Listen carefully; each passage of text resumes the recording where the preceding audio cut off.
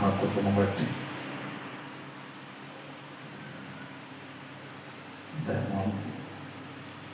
దయను బట్టి దేవుడు తన వాక్యం ద్వారా ఈరోజు మనతో మాట్లాడుతున్నాడు.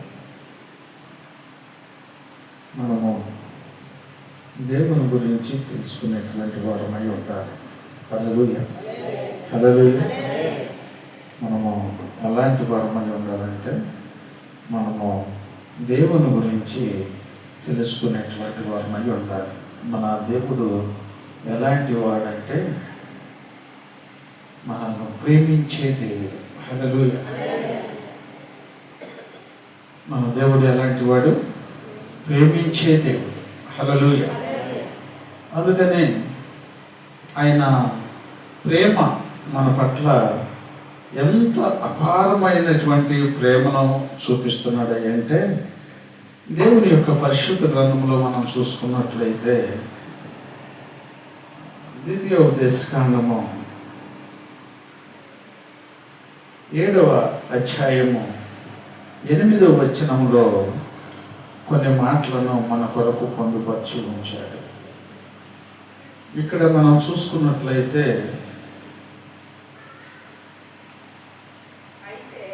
అయితే యెహోవా మిమ్మును ప్రేమించువాడు గనుకను తాను మీ తండ్రులకు చేసిన ప్రమాణమును నెరవేర్చువాడు గనుక యెహోవా బాహుబలము చేత మిమ్ములను రప్పించి దాసుల గృహములో నుండి ఐగుప్తి రాజైన ఫరో చేతుల నుండి మిమ్ములను విడిపించెను. కాబట్టి నీ దేవుడైన యెహోవా తానే దేవుడనియు తన్ను ప్రేమించి తన ఆజ్ఞలను అనుసరించి నడుచుకుని వారికి తన నిబంధనను స్థిరపరచువాడును 1000 తరముల వరకు కృపజూపువాడును నమ్మదగిన దేవుడు ననియు. హల్లెలూయా, హల్లెలూయా.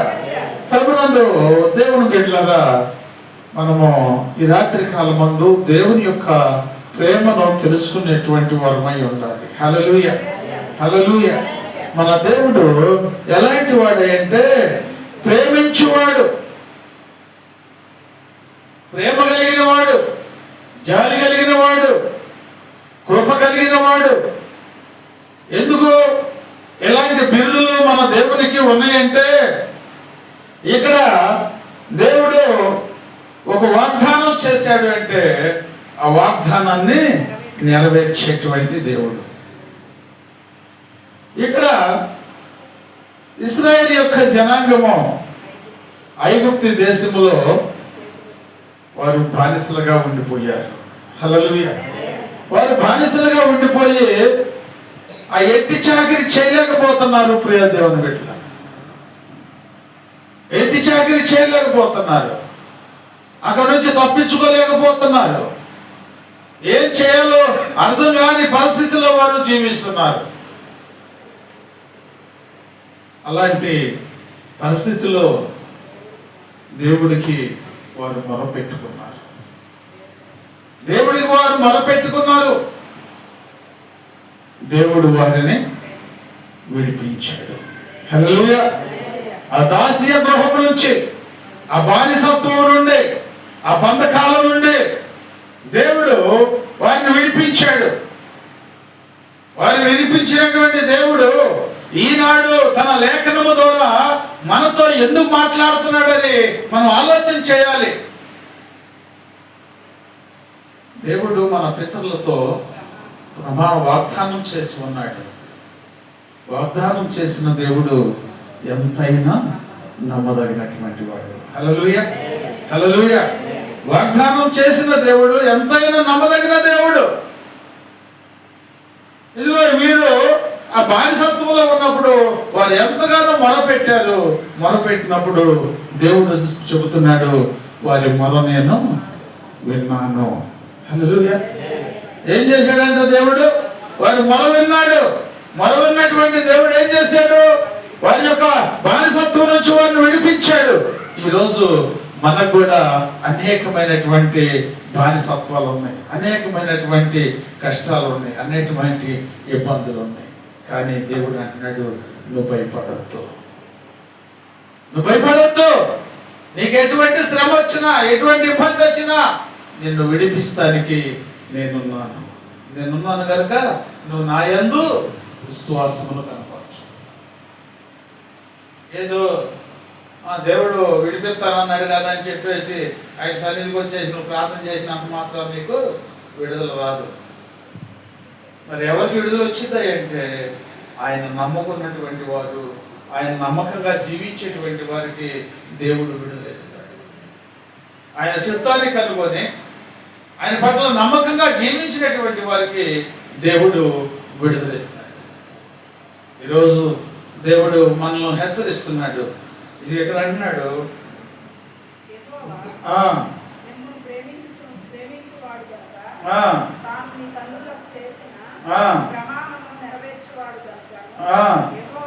యెహోవా బాహుబలము చేత మిమ్మల్ని రప్పించి దాసుల గృహములో నుండి, ఐగుప్తు రాజైనటువంటి ఫరో చేతిలో నుండి మిమ్మల్ని విడిపించును.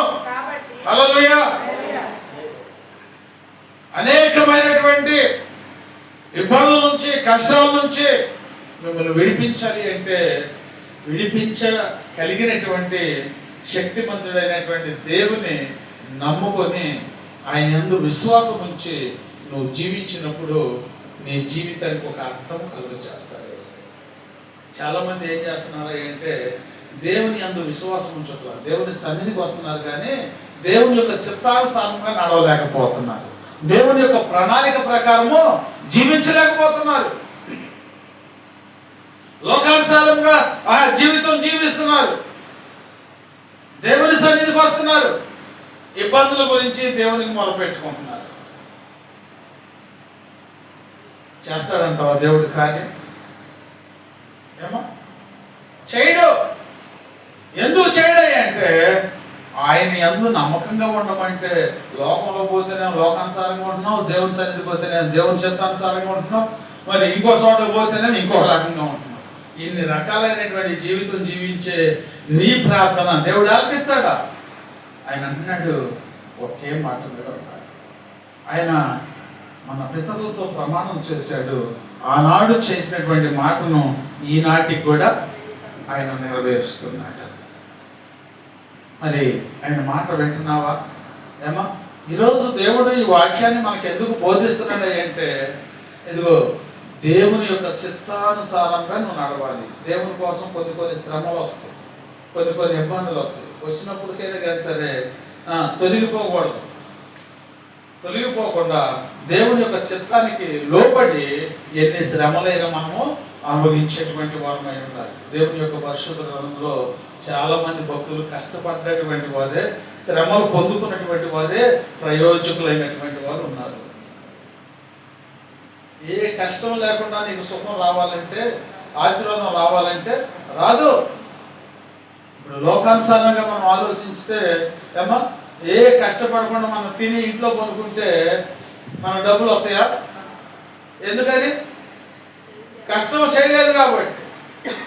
అదే కష్టం చేసి మనం వస్తే దానికి ప్రతిఫలము వచ్చింది. ఈ లోకానుసారంగా అయినా కానీ సరే, పరలోక సంబంధమైనటువంటి ఆశీర్వాదమైన సరే. హల్లెలూయా. దేవుని యొక్క పనిలో మనము భాగస్వాములుగా ఉండాలి. దేవుని యొక్క చిత్తానుసారముగా మనము నడిచేటువంటి వారమై ఉండాలి. అందుకనే దేవుడు తన వాక్యం ద్వారా మనతో మాట్లాడుతున్నాడు. కీర్తన గ్రంథము 146 కీర్తన 8వ వచనం.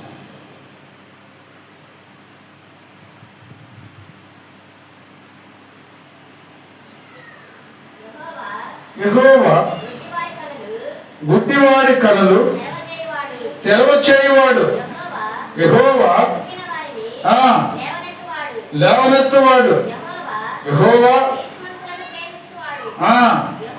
యెహోవా పరదేశులను కాపాడువాడు, తండ్రి లేని వాడిని ఎదవరాండ్లను ఆదరించేవాడు ఆయన వంకర మార్గముగా చేయను. హల్లెలూయా. ఏం చెబుతున్నాడు ఇక్కడ? యెహోవా గుడ్డి వారి కనులు తెరవజేయువాడు, యెహోవా కుంగిన వారిని లేవనెత్తువాడు. హల్లెలూయా, హల్లెలూయా. స్వత గుడ్డోడు దారి పక్కన కూర్చొని అడుక్కుంటూ ఉన్నాడు. అడుక్కుంటూ ఉన్నప్పుడు ఆ మార్గంలోకి యేసయ్య వచ్చాడు. హల్లెలూయా. ఆ గ్రామానికి యేసయ్య వచ్చాడు. ఆ గ్రామానికి యేసయ్య వచ్చినప్పుడు ఆ గ్రామంలో అంతా అడావుడిగా ఉంటున్నట్ట. గుడ్డివాడికంట కనపడకపోయినప్పటికైనా వినికిడి శక్తి ఎక్కువగా ఉండిద్దంట. హల్లెలూయా.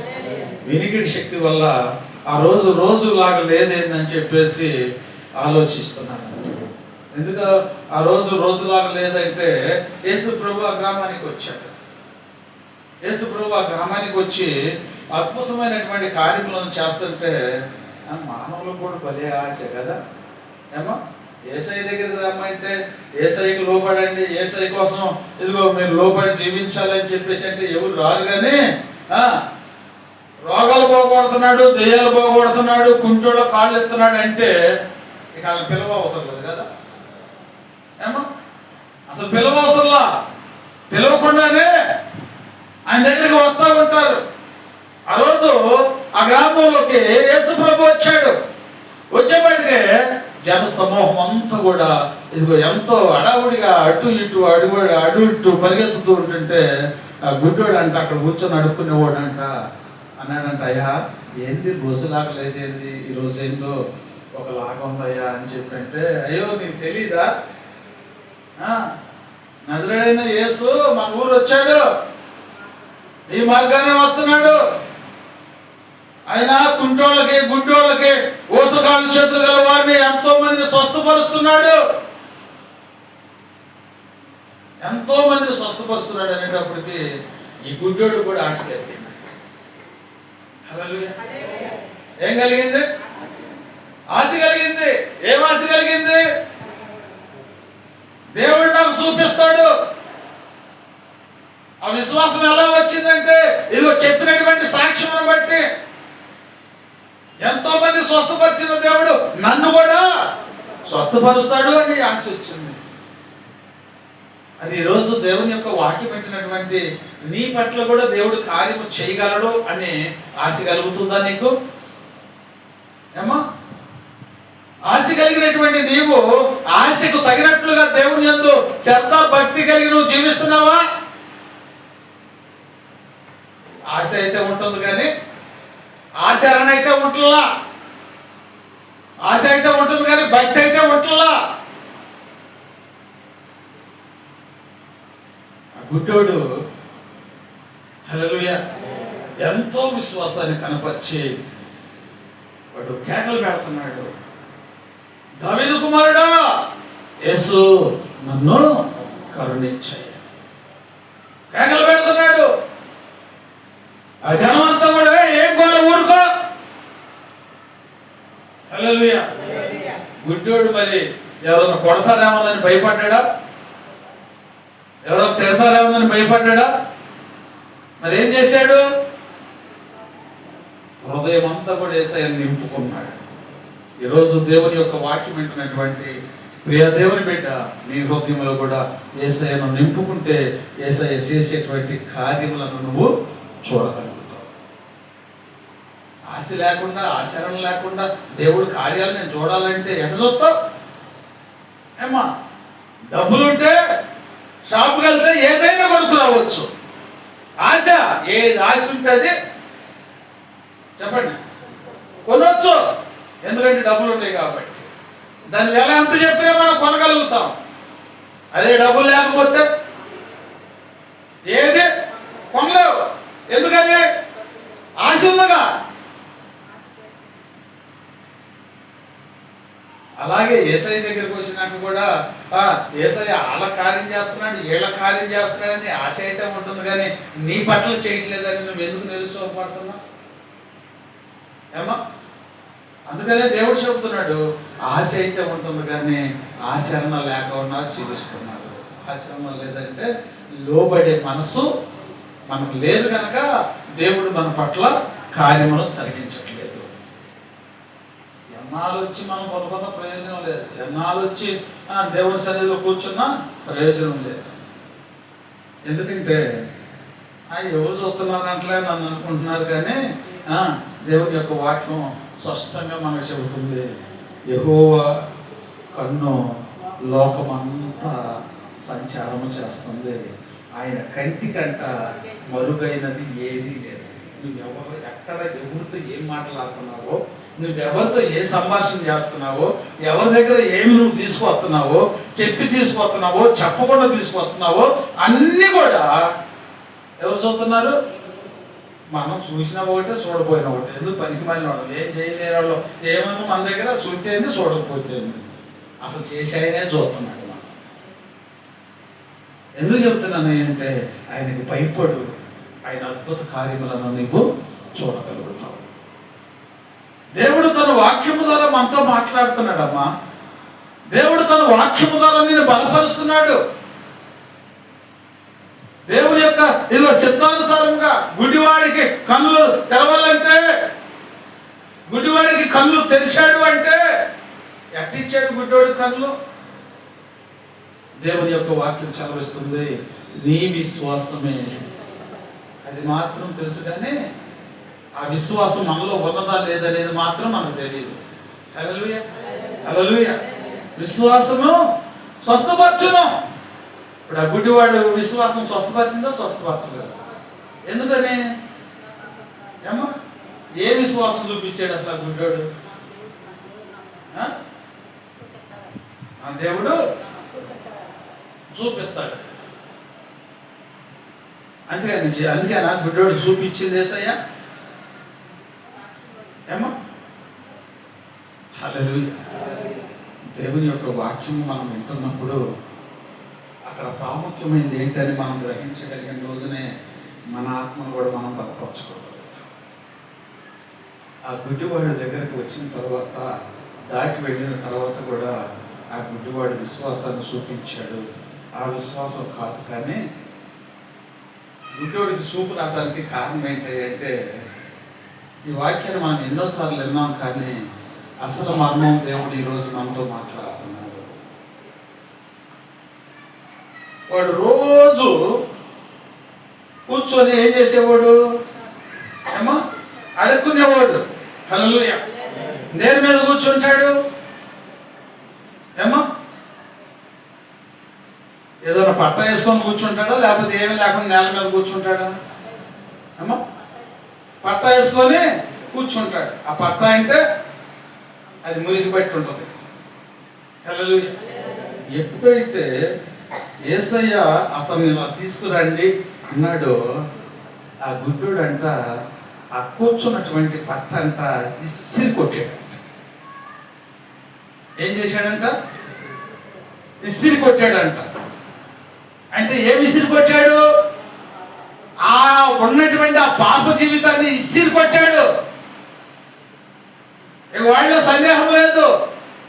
అలాగే నీలో ఉన్నటువంటి ఆ పాప జీవితాన్ని కూడా నువ్వు విసిరి కొడితే, నీలో నుంచి అటన్నిటిని విసిరి కొడితే, అప్పుడు దేవుడు నీ పట్ల అద్భుత కార్యమును జరిగిస్తాడు.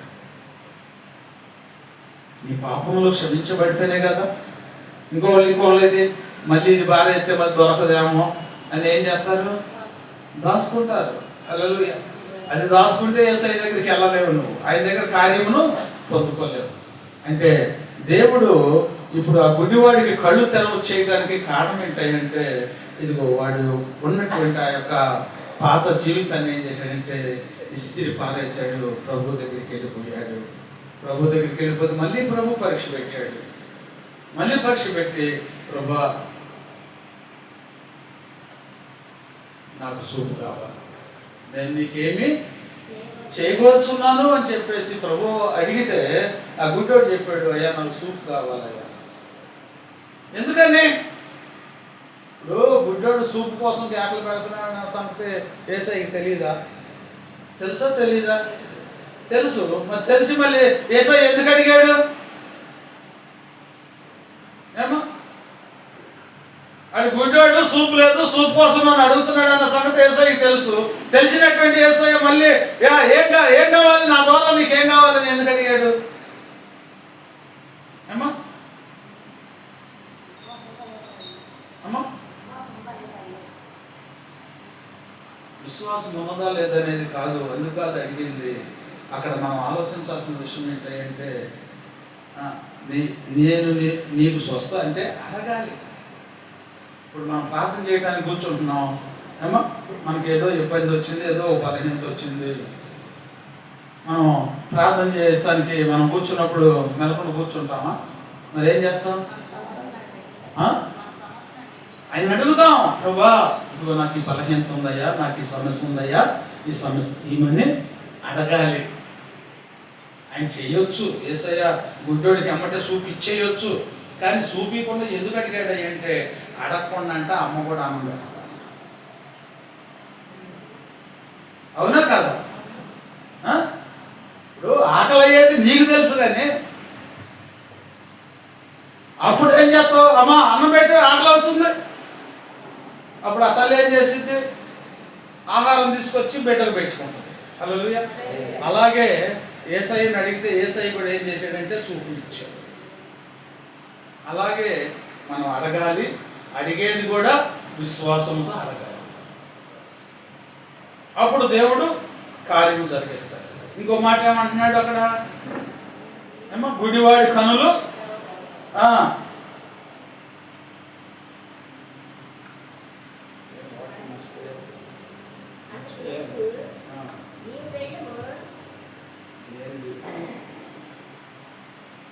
హల్లెలూయా. యెహోవా గుడ్డివారి కనులు తెరవజేయువాడు, యెహోవా కుంగిన వారిని లేవనెత్తువాడు. ఎలాంటి వారికి తోడుగా ఉంటాడంటే యేసయ్య? పొంగటం అంటే వారున్న వాళ్ళు కొద్ది కొద్ది కుంగిపోతా ఉంటారా? ఏమా సమస్యలు అనేటువంటి వలయము మనల్ని చుట్టినప్పుడు ఎంత లావుడైనా సరే అది కుంగిపోతాడు, మెలికి తిరిగిపోతాడు.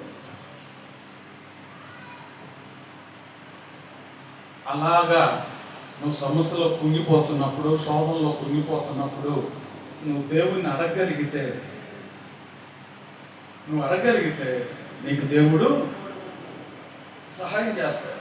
మనం చదువుకున్నాం కదా, ఇశ్రాయేలు యొక్క జనాంగము ఆ బానిసత్వం నుంచి తప్పుకోలేక వాళ్ళు కుంగిపోయారు, వేసాగిపోయారు.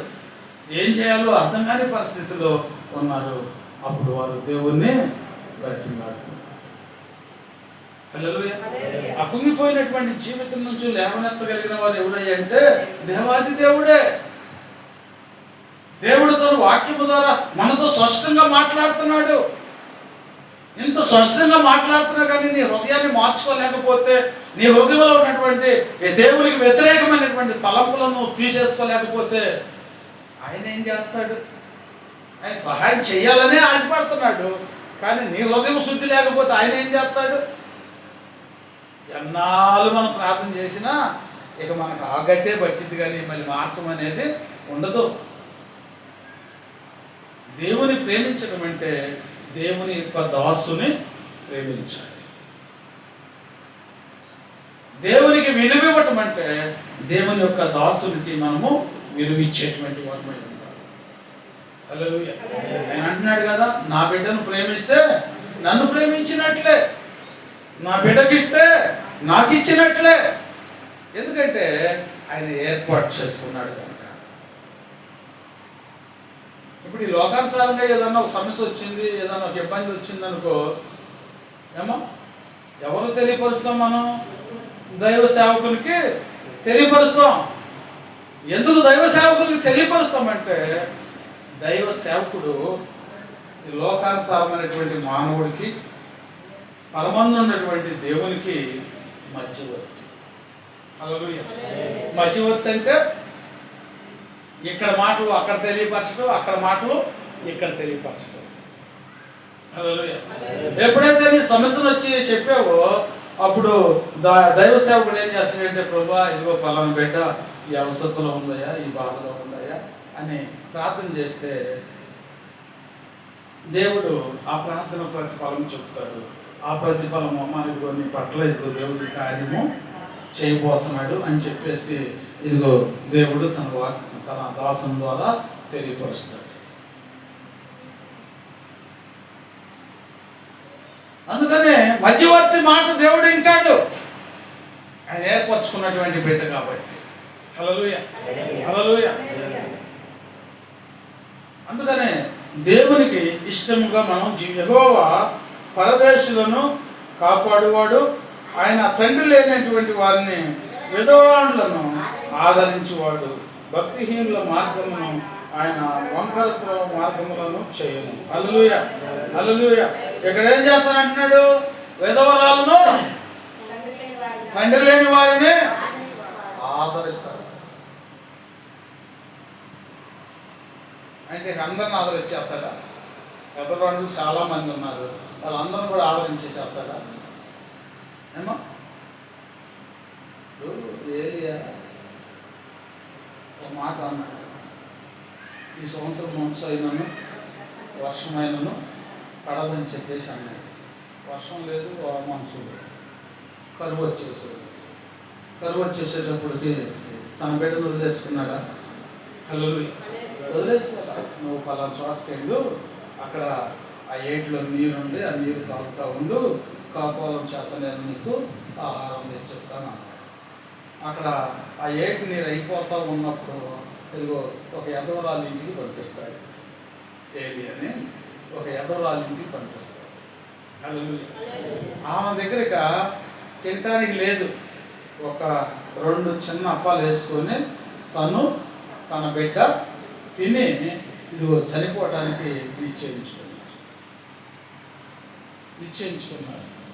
నిశ్చయించుకునేటప్పటికి దేవుడు ఏలియాను అక్కడ పంపించాడు. ఏలియాను అక్కడ పంపించినప్పుడు అక్కడ జరిగినటువంటి సన్నివేశం ఏంటంటే, అక్కడ 2 అప్పాలే ఉన్నాయి. 2 అప్పాలు చెరొకటి వేసుకొని తిన్నాడు. ఈ ఏలియా అంటున్నాడు, అమ్మ నాకు ఒక అప్పం వేసుకురా. ఇప్పుడు ఏం చేయాలమ్మా? ఏమో అంటే ఇప్పుడు ఈ మాట ఎందుకు చెప్తున్నాయంటే, దైవ సేవకునికి లోబడే మనసు కలిగి ఉంటే దేవుడు నిన్ను దీవిస్తాడు, నిన్ను ఆశీర్వదిస్తాడు.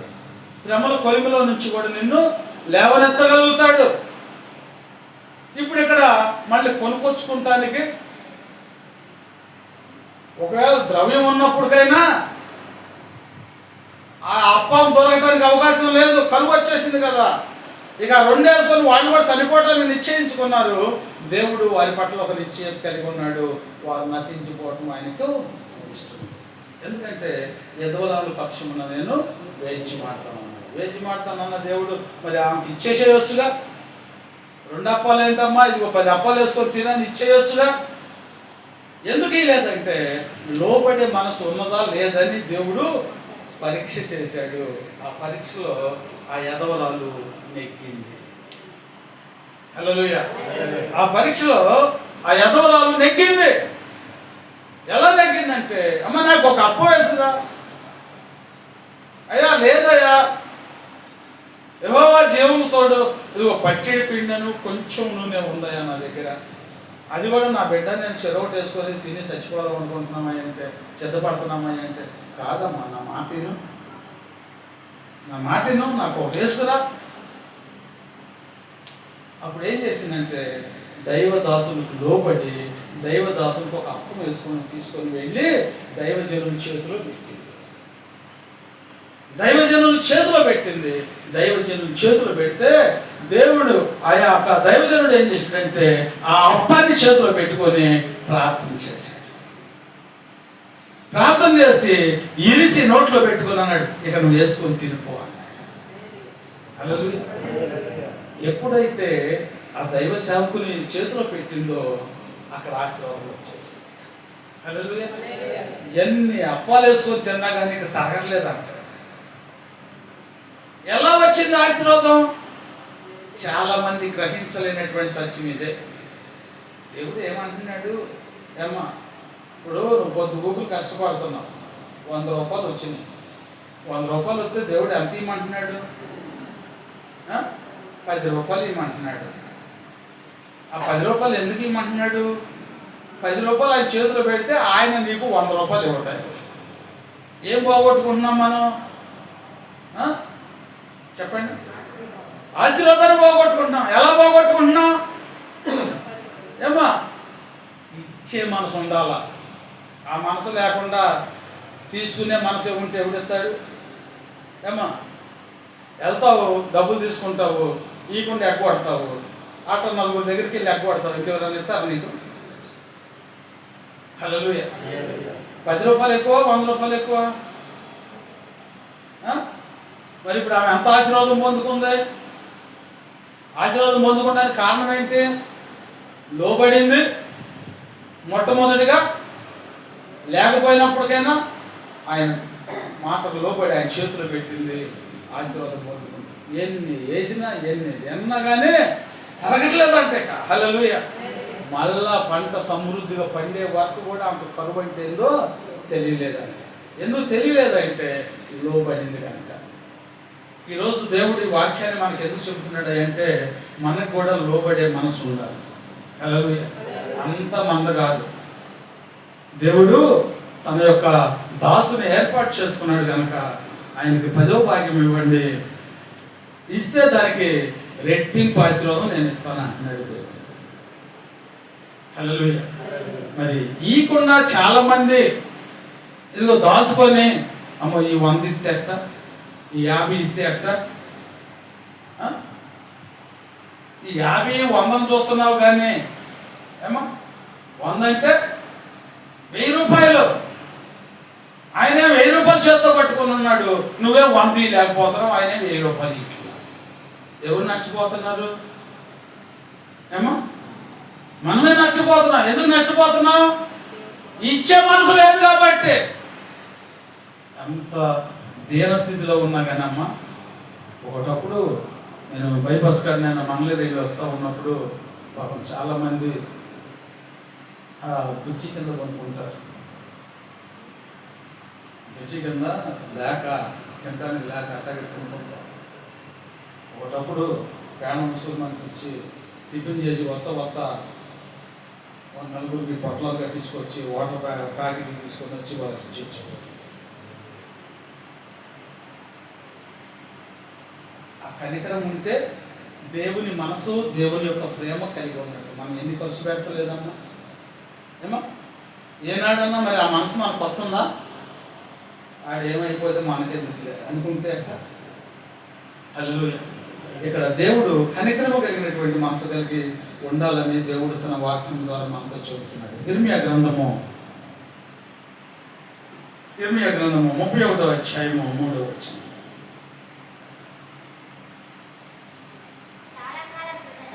చాలా కాలము కిందట యెహోవా నాకు ప్రత్యక్షమై ఇట్లనెను, శాశ్వతమైనటువంటి ప్రేమతో నేను నిన్ను ప్రేమించుచున్నాను కనుక విడువక కృప చూపుచున్నాను. ఇశ్రాయేలు కన్యక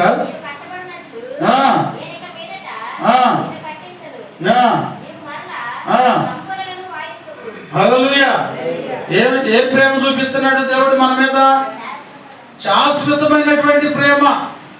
అంటే నిన్ను విడిచిపెట్టినటువంటి ప్రేమ, నిన్ను పోషించగలిగిన ప్రేమను దేవుడు చూపిస్తుంటే అక్కడ ఏమంటున్నాడమ్మా?